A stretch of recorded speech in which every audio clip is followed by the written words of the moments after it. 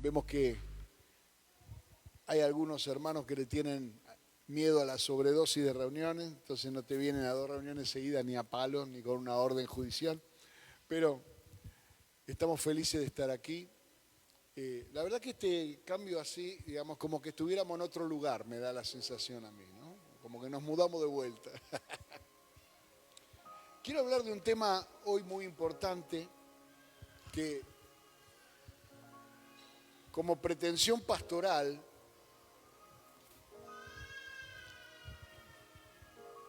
el apóstol Pablo escribe muchas veces en sus cartas: palabra fiel es esta y digna de ser recibida por todos. No sé si lo han leído alguna vez. Jesús usaba otra fórmula, ¿no? Jesús decía de cierto, es decir, en verdad lo que yo estoy diciendo es para que le presten atención, pero cuando duplicaba, cuando decía de cierto, estaba hablando de una cosa ciertísima. Ni en el griego ni en el hebreo, aunque está escrita la Biblia, existe el plural. Y entonces la repetición es lo que le da magnitud a lo que uno está diciendo. Por eso el lugar santísimo que nosotros leemos en la Biblia es el Santo de los Santos. O tenemos un libro en la Biblia que se llama El Cantar de los Cantares. Si fuera escrito por un cordobés sería el Cantononomón, ¿entiendes? O sea, utilizaría otra forma. Pero el apóstol Pablo usaba otra fórmula. Él decía, esta palabra es digna de ser recibida por todos. Es decir, que todo el mundo debería saber esto. Y se trata de la voluntad de Dios. Yo quiero hablar de la voluntad de Dios porque hay personas que llevan muchos años en el camino del Señor y siguen pensando o siguen luchando en su interior. ¿Cuál será la voluntad de Dios para mi vida? ¿Qué será lo que Dios quiere para mí? Y la voluntad de Dios, la aventura de descubrir la voluntad de Dios, es el desafío de la fe. Si cada paso hacia la madurez cristiana es un paso que damos corriendo hacia la voluntad de Dios y huyendo de aquello que no es la voluntad de Dios. Y cuanto más crecemos en el camino del Señor y más maduramos en el camino del Señor, más nos acercamos a la voluntad de Dios. Y la voluntad de Dios es como, yo me lo imagino, ¿no? Es como cuando uno está al sol, ¿no es cierto? Está mucho al sol, se le empieza a notar que le cambia de color, ¿no? Empieza a notarse que hay un efecto. La cercanía a la voluntad de Dios provoca transformaciones y cambios en nuestra vida que nos van haciendo más fuertes, porque la voluntad de Dios demanda fortaleza, hacer la voluntad de Dios demanda una fortaleza de carácter espiritual, y más evidentes. Es decir, hay un testimonio personal en la vida de la persona, del que está haciendo la voluntad de Dios, y hay un testimonio personal y palpable en la vida de las personas que se han alejado de la voluntad de Dios. Obviamente, eso no lo nota la persona, pareciera no darse cuenta, simplemente sufre los efectos. Recuerdo una vez que yo era muy jovencito y fuimos con Marga a una playa en Mar del Plata que se llamaba La Serena. Y yo soy muy blanquito, o sea, y estuvimos todo el día en la playa. A la noche casi me muero. Tenía fiebre, tuve que ir al hospital, me pusieron tetracortil, después me quedaron, tengo todavía todos los hombros marcados de esa quemadura de tercer grado que tuve un rato, sin la protección adecuada en la presencia del sol. Así, cuando nos acercamos a la presencia de Dios, no tomar las decisiones, no cargar la armadura de Dios, no hacer transformar nuestra vida y adecuarla para poder cumplir la voluntad de Dios, puede tener a veces algún efecto negativo. O sea, puede ser que alguien nunca consiga avanzar porque no está dispuesto a dejar atrás esas cosas que en la presencia de Dios lo harían explotar como una bomba atómica. Entonces vamos a tratar de entender esto. En la Biblia tenemos muchas formas de caracterizar a Jesús. Estoy hablando de la Biblia, no estoy hablando de la relación personal. A Dios se lo conoce de dos maneras. Por la palabra de Dios y por la experiencia personal. El que lo conoce por la experiencia personal puede llegar a creer que esa es la única forma en la que Dios actúa, y es un error. Es la forma en la que Dios actúa en nuestra vida, lo cual es intransferible. Y los que lo conocen por la palabra de Dios, conocen cómo Dios se presenta a sí mismo y de qué manera quiere Dios que nosotros lo presentemos a los demás. Hay una enorme diferencia entre una cosa y otra.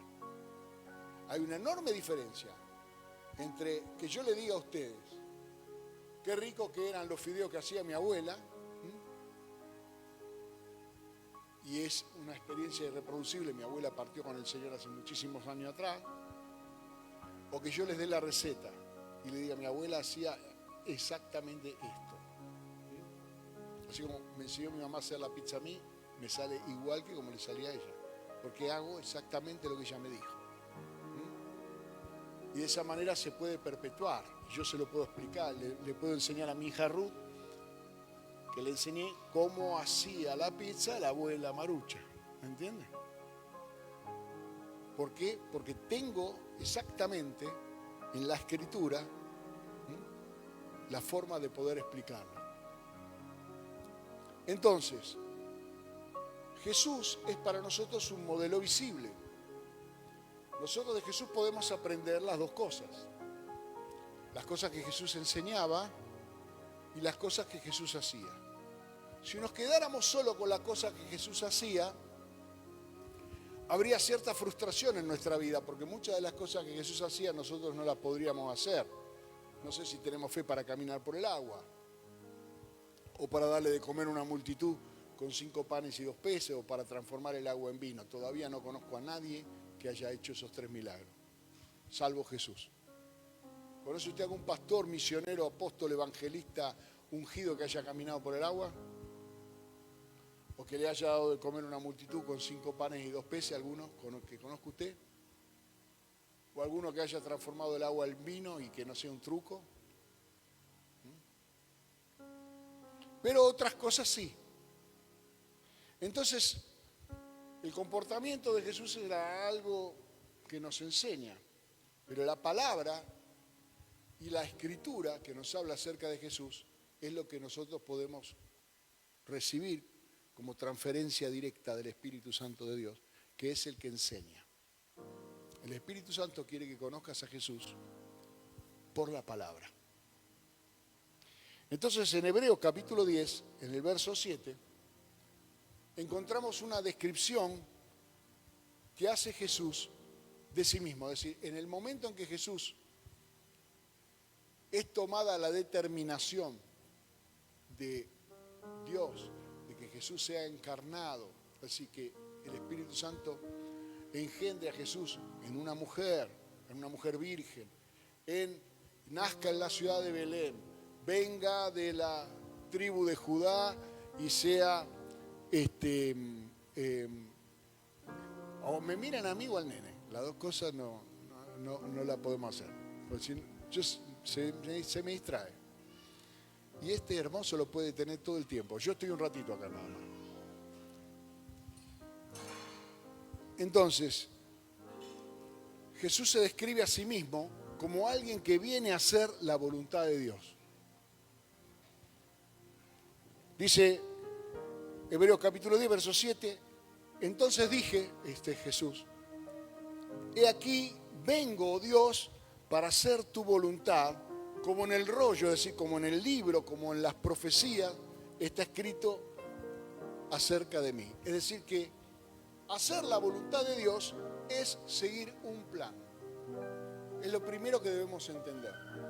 Que hacer la voluntad de Dios no significa decidir espontáneamente, improvisando, qué es lo que yo tengo que hacer. Y se me aparecen múltiples opciones y alguna es la que se acerca más, otra frío, tibio, caliente, caliente. No es así. Hacer la voluntad de Dios significa que hay un plan de Dios para cada una de nuestras vidas y Yo estoy haciendo la voluntad de Dios cuando estoy en el cumplimiento de ese plan, que es algo que ya está escrito por el Señor. Fue escrito acerca de Cristo, fue escrito acerca de cada uno de nosotros. Vivimos en un tiempo donde la gente va de un lado para el otro buscando un profeta que le diga algo. Y cuando viene alguien que tiene esa sensibilidad espiritual y esa capacidad de soltar palabra profética, la gente lo escucha a ese profeta y ese profeta tiene una foto de la película. Pudo ver algo, pero el que tiene escrito el libreto de la película, el que sabe exactamente cómo va a desarrollarse la vida del cristiano, es el Espíritu Santo de Dios. Y el Espíritu Santo de Dios es el autor de las Escrituras. Por eso no existe una palabra profética más segura que lo que está escrito. Jesús, al enfrentarse con Satanás, no improvisó. Él le dijo, escrito está. Él utilizó la palabra de Dios como un alimento. Dijo, no solo de pan vive el hombre, sino de toda palabra que sale de la boca de Dios. Él utilizó la palabra de Dios para tomar la decisión de no tentar a Dios, subiéndose al pináculo del templo y al arrojarse. Él utilizó la palabra de Dios para responderle a Satanás que no debía postrarse delante de él, aunque él le haya ofrecido todos los reinos de este mundo. Yo me pregunto, ¿cuántos cristianos, y cristianos de años, si viene alguien y le dice, te ofrezco todos los reinos del mundo y la gloria, si no se arrodillan a adorar al que le propone eso? Puede ser un jefe en el trabajo, puede ser el presidente de la nación, ¿me comprende? Porque Satanás se disfraza de lo que usted quiera. Pero el culto a cualquier cosa que no sea Dios es abominación delante de Dios. Poner la confianza en un hombre es lo mismo que poner la confianza en un animal, en una escultura o en un libro escrito por los hombres. Entonces el apóstol Pedro dice, tenemos la palabra profética más segura, que es la palabra de Dios, a la que hacemos bien en estar atentos, como a una antorcha que alumbra en lugar oscuro, hasta que el día esclarezca y el lucero de la mañana salga en vuestros corazones. ¿Qué está diciendo? Que entre tanto haya una revelación completa de Dios y lo veamos cara a cara, caminamos como quien camina en la oscuridad, tratando de descubrir dónde no debemos pisar y dónde sí debemos pisar. Por eso la Biblia dice, lámpara es a mis pies tu palabra y lumbrera en mi camino. El apóstol Pedro dice acá que la palabra de Dios, más segura, la palabra escrita, es una antorcha que ilumina dónde debemos caminar, por dónde debemos ir y por dónde no debemos ir. Digo porque hay algunos hermanos que siguen diciendo dónde voy a encontrar o de qué manera voy a saber cuál es la voluntad de Dios para mi vida. Bueno, la voluntad de Dios para tu vida está en las Escrituras. El conocimiento de las Escrituras, el conocimiento de la palabra de Dios te va a dar luz para que no tropieces, para que puedas caminar y tomar las decisiones correctas. La voluntad de Dios en la vida de un creyente no es un accesorio, porque nosotros hemos escuchado el mensaje del Evangelio que creer en el corazón y confesar con la boca que Jesús es el Señor nos hace salvos, pero no tenemos idea de lo que significa creer en el corazón. Sí, es sencillo, entendimos lo que es confesar con la boca, que es decir, sí, yo creo en el Señor. Pero ¿qué quiere decir creer en el corazón? Creer en el corazón significa en esencia, en nuestra esencia, en el material en el que nosotros estamos hechos, hay una confianza profunda en Dios. Creo de todo corazón que Dios me ama, creo de todo corazón que Dios tiene un plan perfecto para mí, creo de todo corazón que fuera del plan de Dios mi vida no va a poder lograr satisfacción, ni gozo, ni paz, ni ninguna de las cosas, porque Dios tiene una voluntad para mí perfecta. Jesús dijo que esa era la característica. Jesús, vinieron un día y le dijeron, tu madre y tus hermanos te están esperando ahí afuera así que ¿por qué no la cortás y salís a saludar, no? O lo haces entrar. Imagínense en un culto como hoy, Jesús con los discípulos, y viene la madre de Jesús que no creía en él, y los hermanos de Jesús que no creían en él, porque es lo que dice el Evangelio de Marcos, que pensaban que Jesús estaba fuera de sí, y fuera de sí significa que estaba loco, y vinieron a interrumpir la reunión. Y le dijeron a Jesús: tu madre y tus hermanos están afuera. ¿Qué contestó Jesús? Todo aquel que hace la voluntad de Dios, ese es mi hermana, mi hermano y mi madre. Es decir, ¿en qué familia Jesús se sentía cómodo? ¿Con quién se sentía Jesús cercano? ¿Quiénes eran su familia? Es una característica de la familia de Dios. El buscar hacer la voluntad de Dios es la característica que Jesús expresó. También dijo: muchos vendrán en los postreros tiempos a decir: Señor, Señor, hicimos milagros, hicimos cosas. Y yo les diré: yo no los conozco. Porque no todo el que me dice Señor, Señor entrará al reino de los cielos, sino el que hace la voluntad de mi Padre. Parece que este tema de la voluntad de Dios es un tema muy importante. Amén. Si no, el Señor no lo hubiera metido en la oración del Padre Nuestro. ¿Qué enseña la Biblia? Que debemos orar: Padre nuestro que estás en los cielos, santificado sea tu nombre, venga tu reino, hágase tu voluntad, como es en el cielo, así en la tierra. Amén. ¿Y dónde estamos nosotros? En la tierra. O sea que si nosotros estamos orando que se haga la voluntad de Dios en la tierra, pero nosotros no estamos dispuestos a hacer la voluntad de Dios, es medio una careta esa. Es decir, si yo estoy orando que sea hecha la voluntad de Dios, es porque yo estoy convencido que la voluntad de Dios es buena para mí y yo entonces la quiero hacer. Si no, ¿para qué le voy a pedir algo que me puede llegar a hacer sufrir, que me puede llegar a hacer daño? No, la voluntad de Dios es algo que yo debo anhelar y forma parte de las cosas más importantes, las primeras cosas que el Señor nos pidió que debíamos orar. En el libro de Romanos, en el capítulo 12, el apóstol Pablo habla de las presiones que tenemos en este mundo que nos apartan de la voluntad de Dios. O sea, el mundo nos presiona. El mundo te quiere imponer un modelo. Que seas rico, que seas delgado, que seas alto, que seas rubio, que tengas el mejor auto, que tomes el mejor whisky, no sé. Toda la publicidad. ¿Quién es el ganador? El ganador era el rubio de Marlboro. ¿Se acuerdan de esa propaganda? Que el tipo tiraba una soga y era el héroe de todos nosotros, ¿no? Con su Land Rover, y su Borsei, y para otro es Frank Sinatra, qué sé yo, y para otro es, no sé, otro héroe. El mundo nos presiona, nos quiere imponer un modelo. No, entonces si yo estoy gordito, entonces no puedo ser feliz. Entonces si yo soy pelado, yo no puedo ser feliz. Entonces si yo no tengo un reloj de $500,000, entonces no puedo ser feliz. Y había una canción que decía: no hace falta, ¿no? Tener un auto ni reloj de $500,000. Yo la cantaba.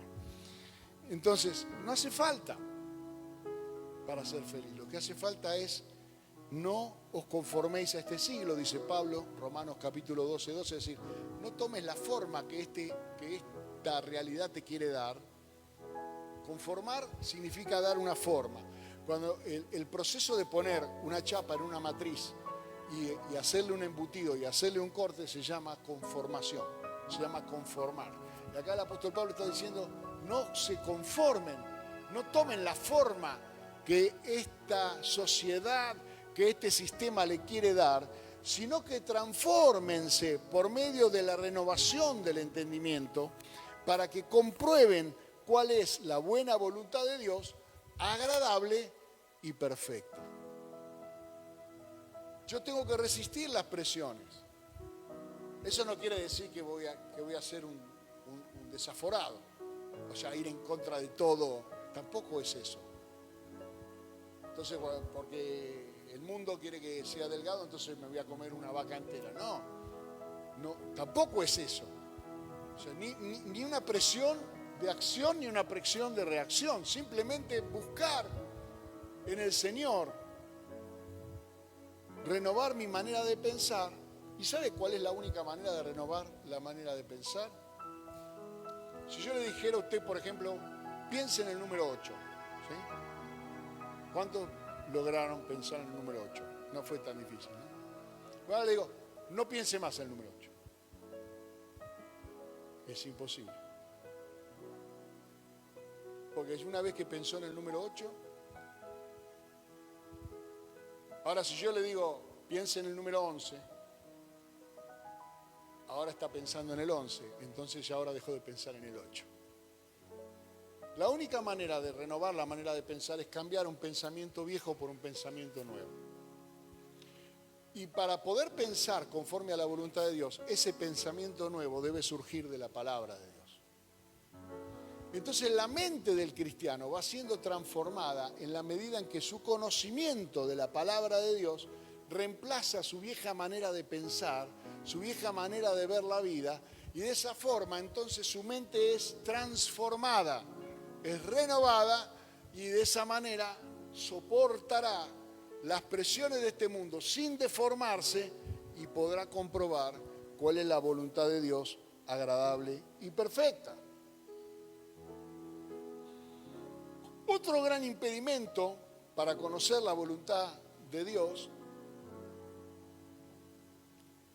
que yo lo he verificado muchísimo, y una forma muy rápida de desviarse y salir de la voluntad de Dios, es la ingratitud. ¿Por qué? Porque como somos tan rápidos para olvidar las cosas buenas, mire, si alguien nos hace una macana, lo recordamos, se lo contamos a nuestros hijos, se lo contamos a nuestros nietos.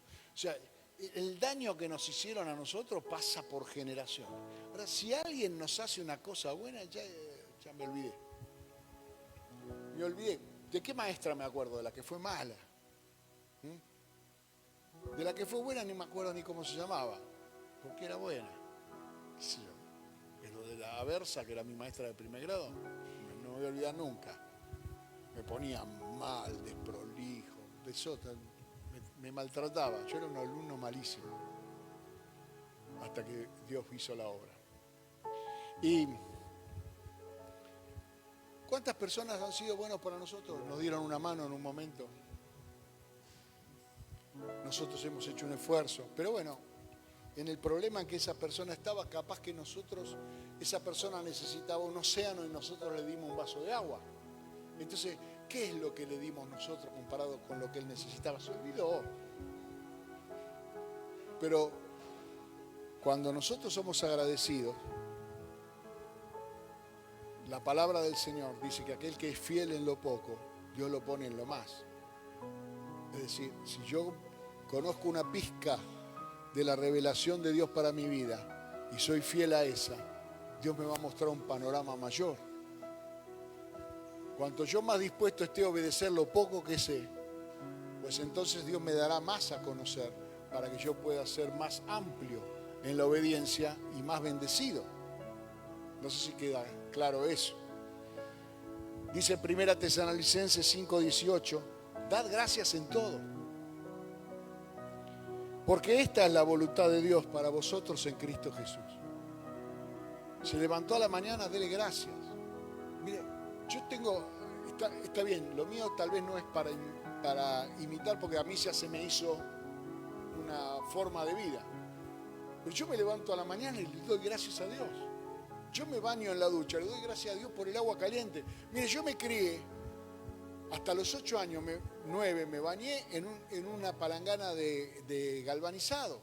Porque en mi casa, que había un baño solo para 18 personas, había un calefón de alcohol.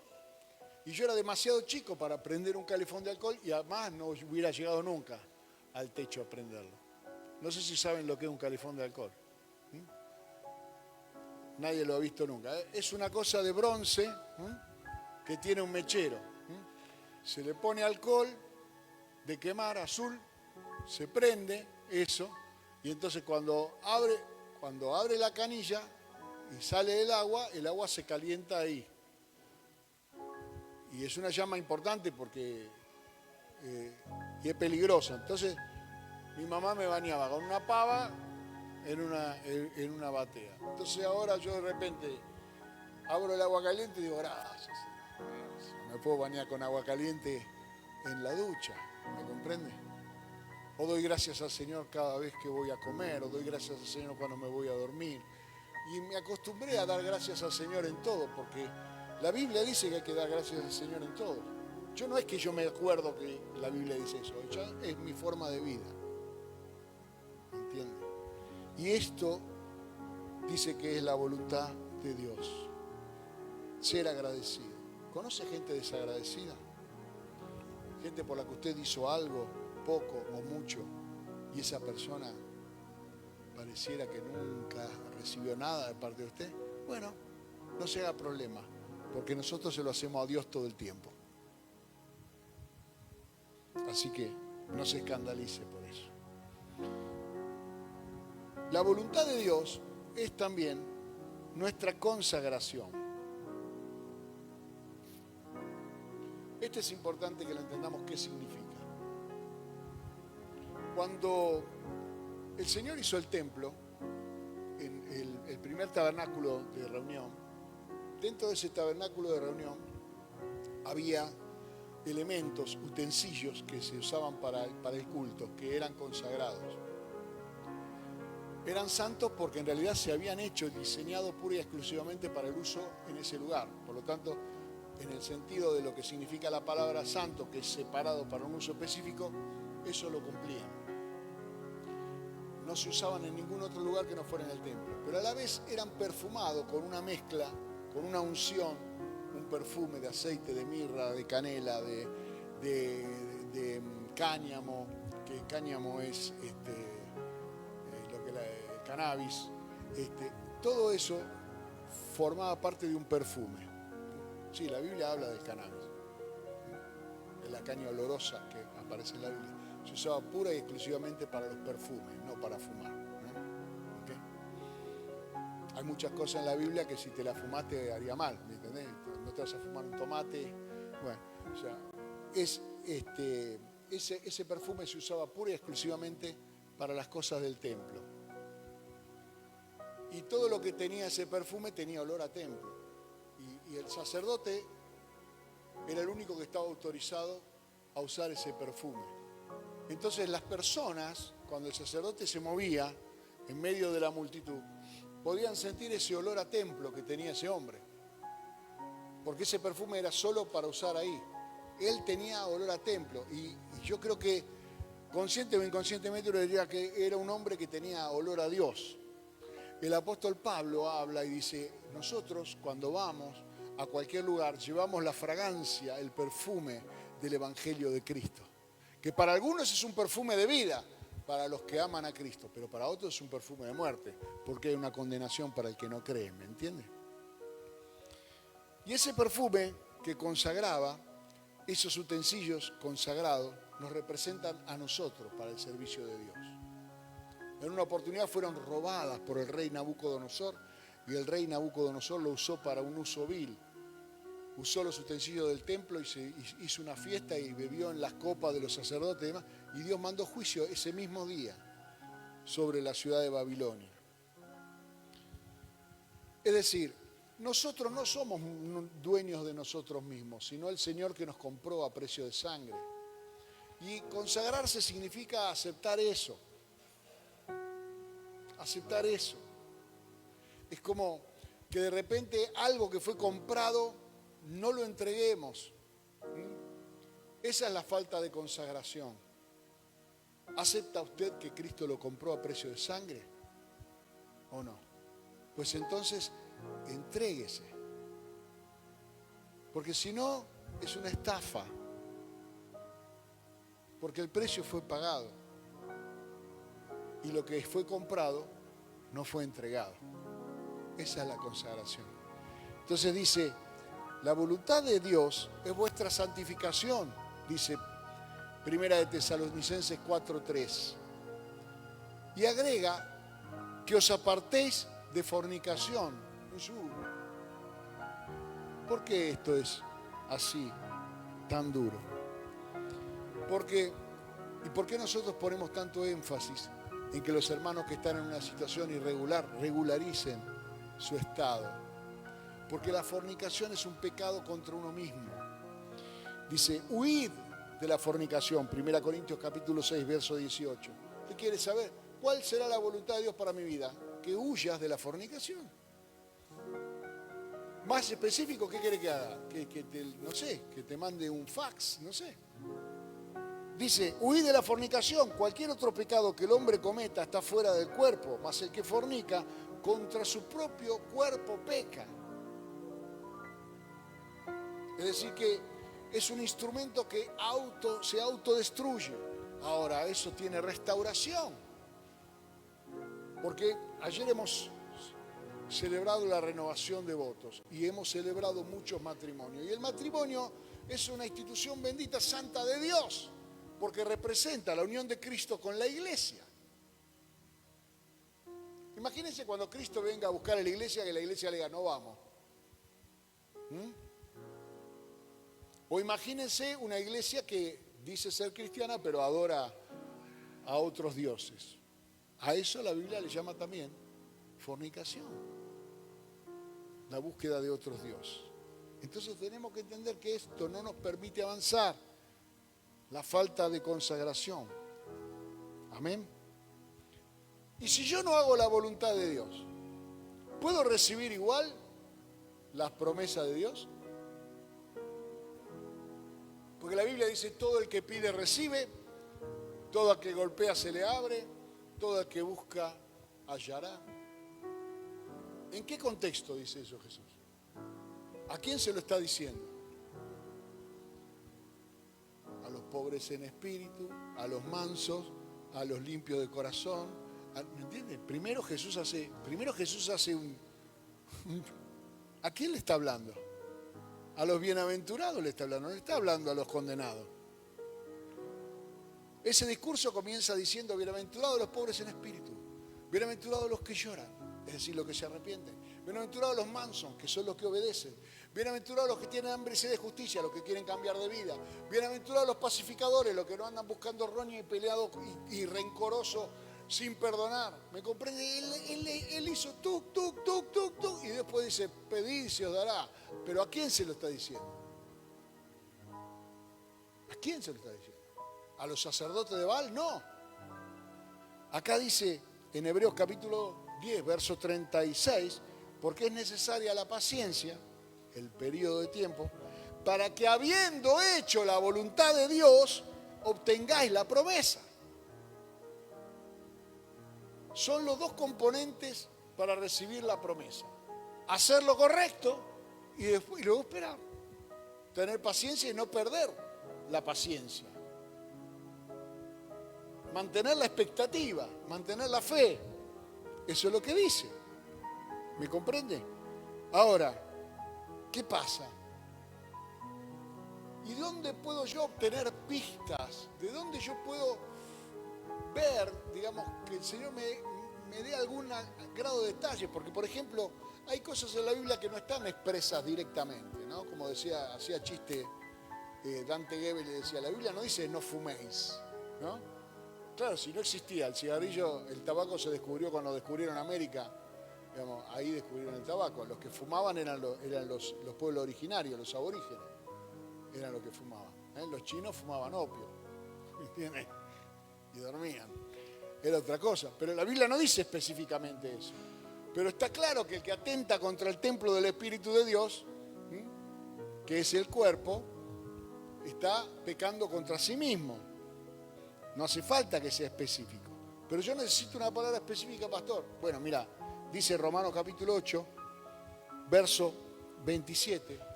Mas el que escudriña los corazones sabe cuál es la intención del Espíritu, porque conforme a la voluntad de Dios intercede por los santos. El que escudriña los corazones es el Espíritu de Dios, que intercede por nosotros. Por eso es tan importante ser lleno del Espíritu Santo.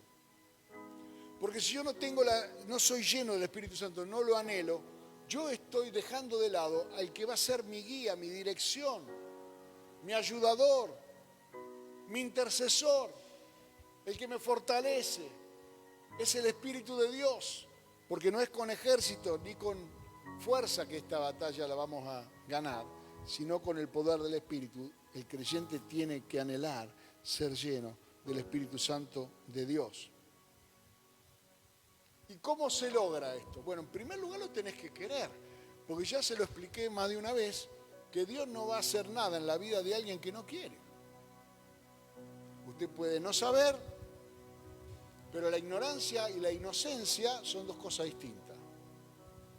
O sea, usted no puede decir, no sabía, y mire, no sabía que acá estaba prohibido ir de contramano por Avenida Rivadavia. No, o sea, vos tenés que saber.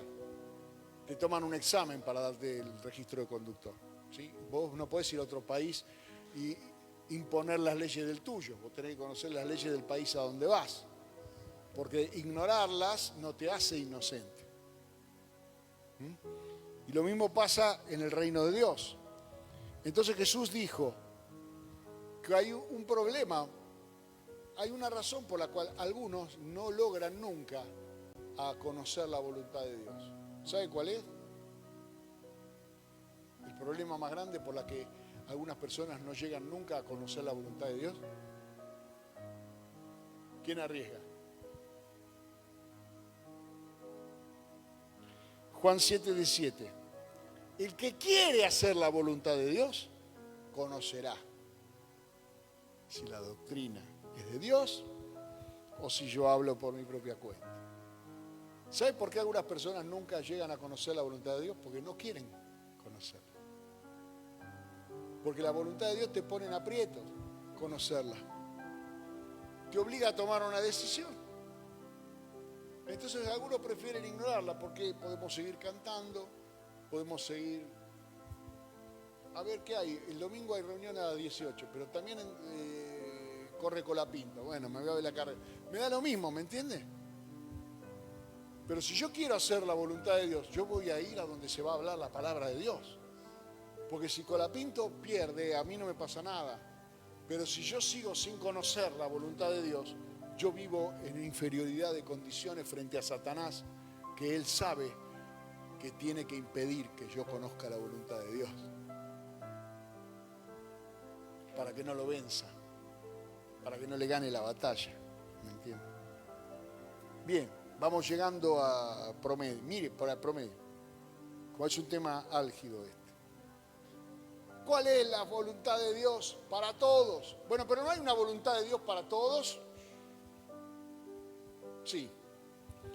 Hebreos capítulo 13, verso 36 dice, porque a la verdad, habiendo servido a su propia generación, según la voluntad de Dios, David durmió y fue reunido con sus padres y vio corrupción.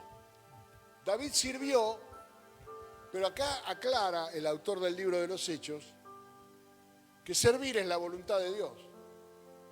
Que no es que David sirvió porque... Pero bueno, apliquemos esta palabra a David porque nosotros... No. ¿Qué dice Lucas capítulo 1, versos 73 y 74? El juramento que hizo Dios a Abraham, nuestro padre, que nos había de conceder, una concesión de Dios, que librados de nuestros enemigos, sin temor, le serviríamos en santidad y en justicia delante de Él todos nuestros días. Esto es un lema para mí. ¿Cuál es la voluntad de Dios? Que seas libre en primer lugar. Porque si no sos libre, seguís atormentado por el mundo espiritual, vas a vivir una vida con temores, vas a vivir una vida con amargura, libre de tus enemigos, sin temor, es decir, con confianza, puedas servir a Dios, y no de cualquier manera, en santidad, es decir, apartado de lo que no es de Dios, y en justicia, es decir, haciendo lo correcto, lo que es justo. ¿Cuándo? Todos los días de tu vida. ¿Por qué? Porque todos los días de tu vida estás delante de Dios. No hay un día que... O sea, algunos piensan que Dios... yo lo vengo a ver el domingo a la reunión. Pero Él me ve todos los días, a mí. Dios me va a ver el lunes, ¿o no? Y el martes, y el miércoles, y el jueves. Yo vengo a verlo el domingo, y Él me vio toda la semana. De repente vengo el domingo, vengo con la mejor, bañado, perfumado, arreglado, que yo digo, Señor, te amo. Y el Señor me dice, mentiroso, chanta. Yo te vi toda la semana. Amás el dinero, amás el fútbol, amás otras cosas. ¿Y cómo, Señor, es esto? Bueno, a ver, ¿cuántas horas le dedicaste a mirar series en televisión? ¿Y cuántas horas le dedicaste a trabajar? ¿Y cuántas horas le dedicaste a hacer el asado? ¿Cuántas horas le dedicaste? Ahí está. Es difícil engañar a Dios. Yo diría que es imposible. Otra interferencia importante para hacer la voluntad de Dios, que interfiere fuertemente, es querer agradar a la gente. Una cosa es tener gracia, es decir, tener el favor de la gente. Así que la gente vea en vos una persona agradable, una persona con la que quiere estar. Porque hay gente que uno le raja, ¿no es cierto? Es media tóxica que tiene, viene de tipo y es un bajón. Otro que se pelean con todo el mundo. Eso, obviamente, debemos vivir una vida dentro de lo posible, en lo que depende de nosotros, estar en paz con todo. Pero agradar a los hombres te desvía de la voluntad de Dios. Si vos haces todo por lo que los demás van a decir, Jesús no hubiera sanado al leproso. Jesús ayer sanó un leproso acá, ¿no es cierto? Por lo menos en la prédica, ¿no? Y al siervo del centurión, y a la suegra de Pedro. Él no estuvo pensando qué era lo que iban a decir. Él estaba sano. En Efesios dice, no sirviendo al ojo, como los que quieren agradar a los hombres, sino como siervos de Cristo, de corazón, haciendo la voluntad de Dios. Cuando queremos agradar a los hombres, nos salen los becerros de oro. Moisés se fue 40 días en ayuno y oración a la presencia de Dios. Cuando volvió, Aarón había hecho un becerro de oro y estaban adorando un becerro de oro. Y Moisés dijo, tal loco, rompió las tablas, se pegó un enojo importante. Y Aarón dijo, bueno, lo que pasa es que el pueblo se inquietó porque vos tardabas mucho y bueno, y metimos todo este oro acá y salió esto lo que salió. Aarón, sumo sacerdote de Dios, quiso agradar más al pueblo que a Dios. Y ese es un error enorme para cualquier persona que intente servir a Dios. Entonces, entendamos que agradar a la gente puede ser un impedimento. Si Jesús hubiera querido agradar a la gente, no hubiera enfrentado a los fariseos, los escribas, los doctores de la ley, a Pilato, a Herodes, a todos ellos.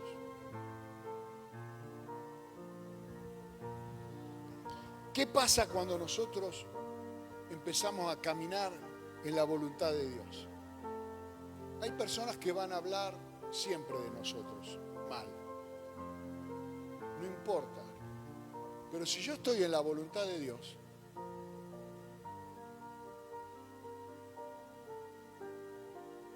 está bien. Si yo estoy en la voluntad de Dios, llega un momento que esas personas tienen que callarse.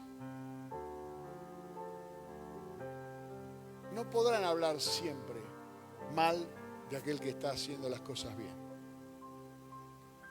Podrán convencer circunstancialmente a algún oyente ocasional, pero con el tiempo la gente se va a dar cuenta, no, pero este tipo está haciendo la voluntad de Dios. A mí me llenaron la cabeza, a mí me hablaron mal de él, pero no es así. Y eso es lo que dice acá Lucas, lo que dice Primera de Pedro, capítulo 2, verso 15. Esta es la voluntad de Dios, que haciendo las cosas bien, hagáis callar la ignorancia de los hombres insensatos. Si estás haciendo las cosas bien, si estás buscando la voluntad de Dios, va a llegar un momento que ya no van a tener más nada que decir. No pueden inventar todo el tiempo fantasmas y cosas. Tu conducta es la que va a hacer que cierren la boca. Y ya termino.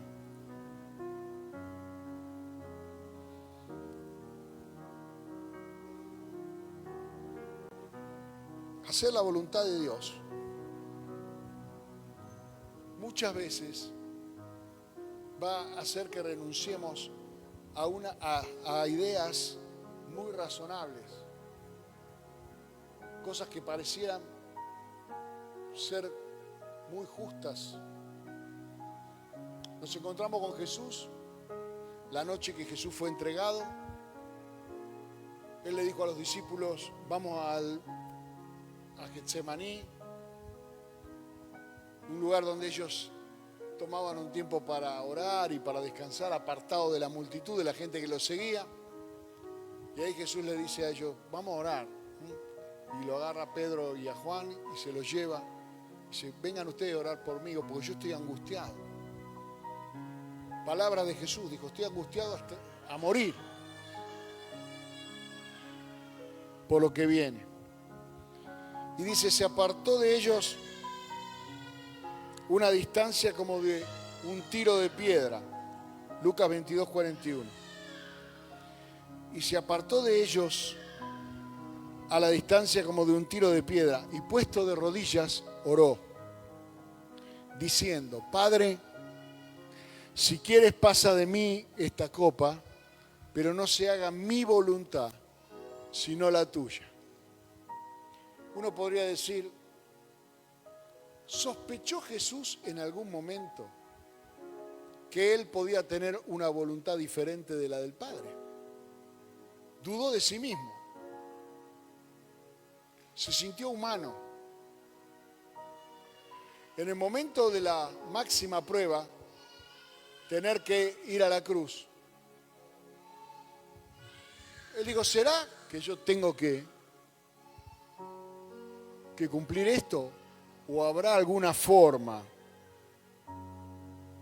Si quieres, le dice: Padre, si quieres, pasa de mí esta copa. 3 veces dicen que oró de la misma manera. Evidentemente las 2 primeras no obtuvo ninguna respuesta. Si quieres, Señor, que no tenga que pasar por esto, pero que sea tu voluntad y no la mía. Que no se haga mi voluntad sino la tuya. Al revés lo dijo: que no se haga mi voluntad sino la tuya. Dice que inmediatamente después de eso, ángeles del Señor vinieron a asistirlo. Cuando él se rindió a la voluntad. Mire, si él no se hubiera rendido a la voluntad, esto no existiría, no estaríamos predicando el Evangelio, no habría nada que hablar, seguiríamos perdidos. Pero él hizo la voluntad del Padre muriendo por nosotros en la cruz. Y esa voluntad de salvación, ese amor con el que Dios nos amó y ese derramamiento de sangre permanece para siempre. Dice 1 de Juan capítulo 2 verso 17: el mundo pasa y sus deseos, pero el que hace la voluntad de Dios permanece para siempre. Amén. Gloria a Dios. Póngase de pie, vamos a participar de la cena del Señor, vamos a orar.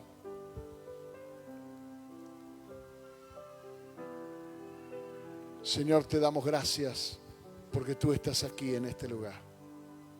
Y el deseo de nuestro corazón, seamos muchos o pocos, no importa, es que caminemos en tu voluntad, en el centro de tu voluntad, en el centro mismo de tu voluntad.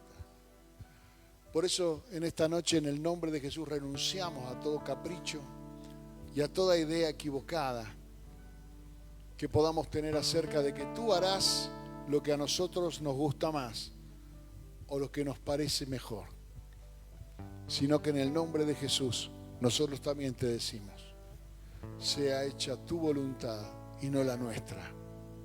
En el nombre de Jesús te bendecimos, Padre, te damos gloria. Aleluya. Adoremos al Señor. Tú fuiste el verbo en el principio, unigénito de Dios, misterio de tu gloria, revelado en tu amor. Cuán hermoso su nombre es, cuán hermoso su nombre es, el nombre de Jesús, mi Rey. Cuán hermoso su nombre es, nada se iguala a él. Cuán hermoso su nombre es, no hay otro nombre.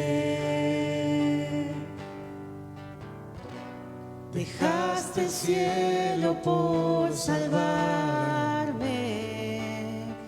me viniste a rescatar.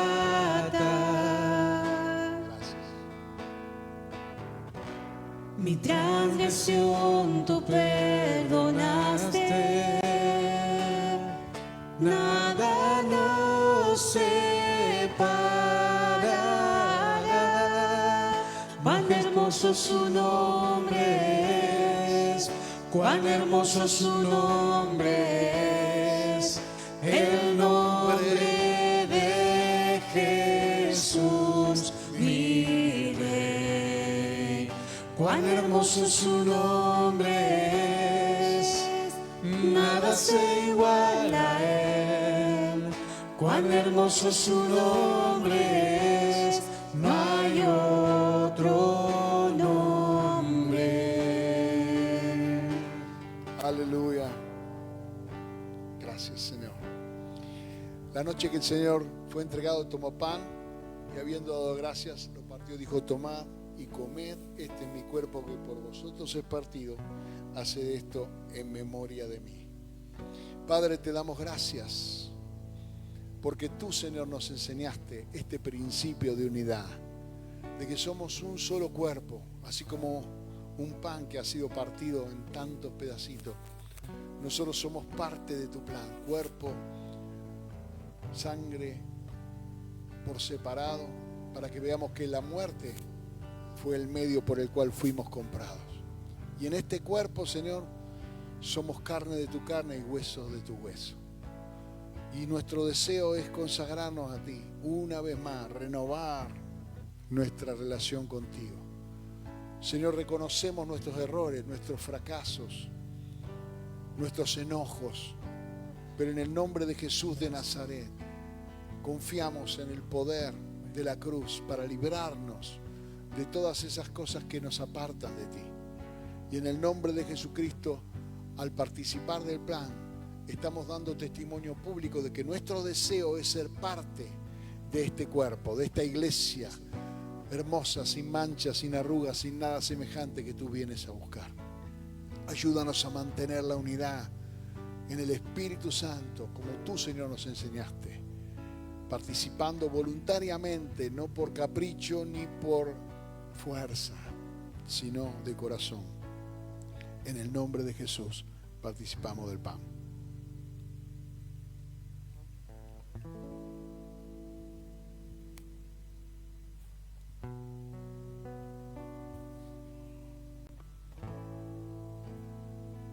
Después de haber cenado, está rico, hermano, no diga que no. ¿No? ¿Quién lo hizo? ¿Vos? Aldo, genio. Después de haber cenado, tomó la copa, dijo: esta es la copa del nuevo pacto en mi sangre, bebed de ella todos. Todas las veces que comieres este pan y bebieres esta copa, la muerte del Señor anunciáis hasta que Él venga. Señor, te damos gracias porque esta sangre que nos ha limpiado de todo el pecado, pero también nos ha comprado. Y la honramos, Señor, participando hoy al beber de la copa, diciendo: sí, sí, fuimos comprados por precio. Y aceptamos, Señor, el enorme, grandioso precio con el que tú nos valuaste, el que tú pusiste. Nadie te forzó a hacer esto, fue tu voluntad.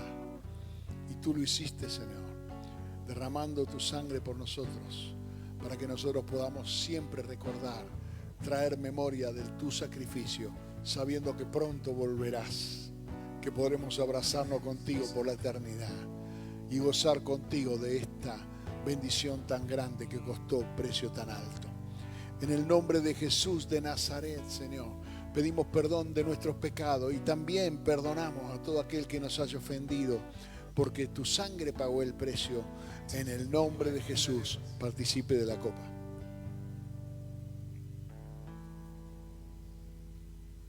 Gloria a Dios. La muerte venciste, El velo partiste, la tumba vacía ahora está. Los cielos declaran, tu gloria proclama, resucitaste Aleluya. en majestad, inigualable, incomparable. Aleluya. Hoy Dele y gracias por al Señor, dele gloria al Señor. siempre reina. ¿Por qué no se junta con algún hermano ahí cerca y lo bendice y ora por él? Y entonces hacemos un ejercicio de lo que es la hermandad, poder orar los unos por los otros. Mire, si no lo hacemos aquí en la casa del Señor, después en casa no lo hacemos tampoco. Así que oremos los unos por los otros. Acérquese a un hermano y ore en el nombre de Jesús. Bendígalo en el nombre de Jesús. No lo dejes solo. Padre, en el nombre de Jesús.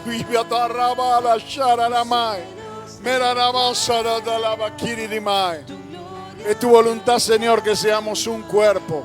Es tu voluntad, Señor, que podamos orar los unos por los otros. Es tu voluntad, Señor, que podamos consagrar nuestras vidas en un sacrificio vivo, agradable, delante de ti. Sacrificio de alabanza, de adoración, fruto de labios que confiesa tu nombre. Padre, en el nombre de Jesús, yo bendigo, Señor, esta congregación. Bendigo cada hombre, cada mujer, cada niño, cada familia en el nombre de Jesús. Sé bendecido con salud, sé bendecido con trabajo, con prosperidad, en lo que hagas, en lo que emprenda, con favor delante de Dios y delante de la gente. Sé bendecido con gracia para dar testimonio de que Dios te ama, de que Dios está contigo, que no te dejará hasta que cumpla todo su propósito y que tenemos un destino eterno más allá de lo visible. Él ha preparado hogar para nosotros. Oh, Remacaralamai. Él nos ha llamado bienaventurados porque hemos creído sin ver. Él nos ha llamado benditos de mi Padre. Ven a la mansaramaquia. Espíritu Santo de Dios, llénanos, cámbianos, transfórmenos. A que comencemos este mes de diciembre en victoria, que por este mes que termine el año, termine un ciclo, Señor, y comience un nuevo ciclo de bendición, de gracia, de edificación, de multiplicación, cosas grandes que van a pasar en el año 2025 para las que nos estamos preparando hoy. Padre, oramos por este lugar, a que este lugar sea insuficiente, Señor, a que este lugar quede chico, que tengamos que hacer, Señor, otras reuniones para poder contener a la gente que vendrá a conocerte, y úsanos a cada uno de nosotros como una antorcha que ilumina el lugar al Santísimo, Señor, el lugar donde tú estás.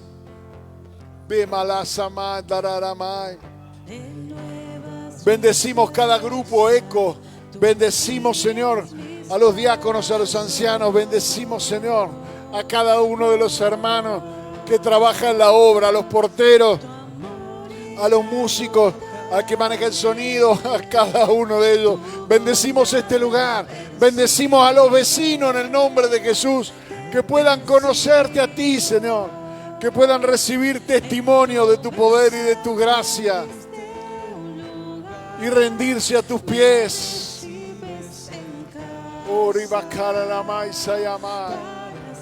Oh, llévate esta bendición a tu casa.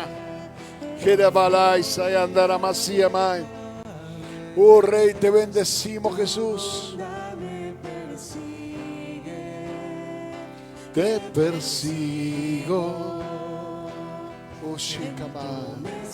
Me diste un lugar, me recibes en casa para siempre. Uridabalai Shayamanda Yasamai. Oh Padre, tú conoces, Señor, aquellos por lo que hemos orado.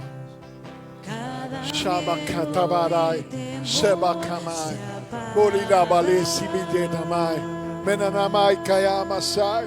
Hay lugar, Señor, para uno más, para muchos más. Padre, permítenos alcanzar esta gracia, llegar a todo hogar, a toda casa, a conquistar esta ciudad para la gloria de Jesucristo. Me marai sayamai. Renuevas mis fuerzas, Tú guías mis pasos. Sí, Señor.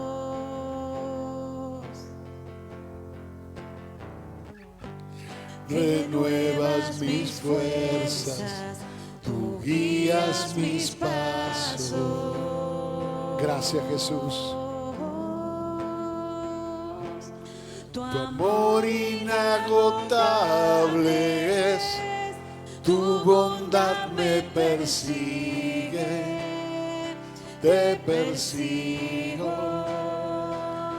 En tu mesa me diste un lugar, me recibes en casa para siempre. Malay. Oramos por aquellas personas que están apartadas del camino del Señor, aquellos que se sintieron ofendidos o maltratados o confundidos. Padre, en el nombre de Jesús, derrama tu espíritu de restauración y hazlo volver a casa.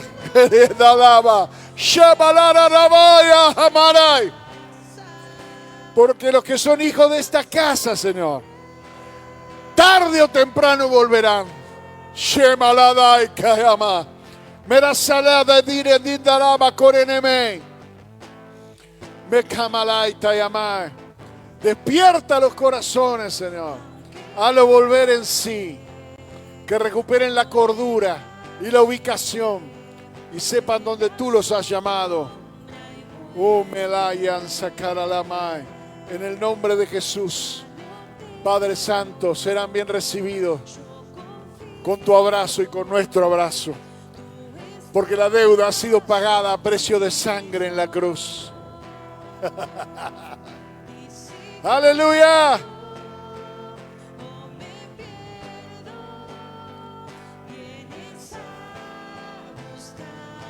Sí, Señor, tú nos vienes a buscar.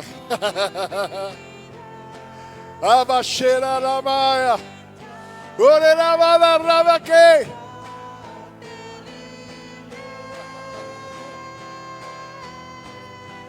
Tu amor inagotable es, tu bondad me persigue, te persigo. En tu mesa me diste un lugar, me recibes en casa para siempre.